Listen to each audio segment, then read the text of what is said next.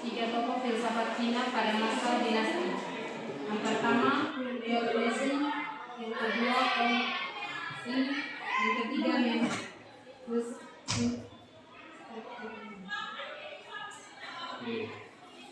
Baik, ajaran yang paling melekat pada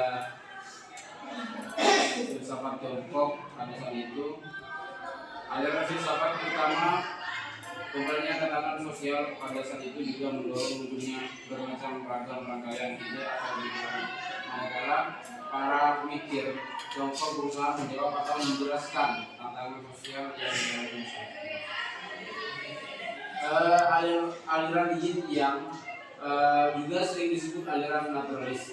Aliran Yin dan Yang mengambil nama dari prinsip Yin yang menurut tradisi Cina diyakini sebagai dua prinsip dasar dalam kosmologi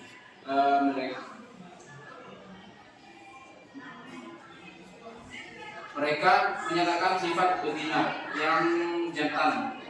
Bagi masyarakat Cina, kombinasi dan interaksi dari dikotomi ini dipercaya melahirkan segenap fenomena semesta. Aliran-aliran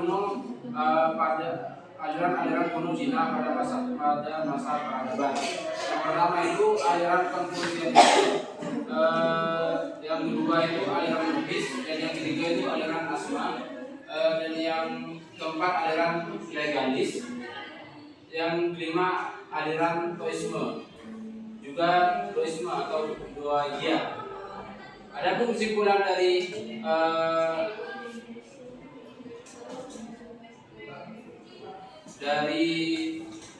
ini di atas ini menerangkan terkait dengan latar belakang awal mula peradaban Cina dimulai dari lembah Sungai Kuning. Sungai ini menjadikan daerah di sekitar aliran subur sehingga sektor pertanian berkembang. Nah, terdapat berbagai suku di Tiongkok. Sejarah Tiongkok adalah salah satu sejarah kebudayaan dan keluaran dunia dari penemuan arkeologi dan antropologi. Daerah Tiongkok telah dialami oleh manusia purba sejak 1,7 juta tahun yang lalu. Peradaban Tiongkok berawal dari berbagai negara, kota di sepanjang lembah Sungai Kuning pada zaman Neolitikum. Sejarah tertulis Tiongkok dimulai sejak dinasti Shang pada saat 1750 sampai 1045 sebelum Masehi. Cangkang kurak-kurak dengan aksara Tiongkok kuno yang berasal dari dinasti Shang memiliki peninggalan radiokarbon hingga 1500 sebelum Masehi.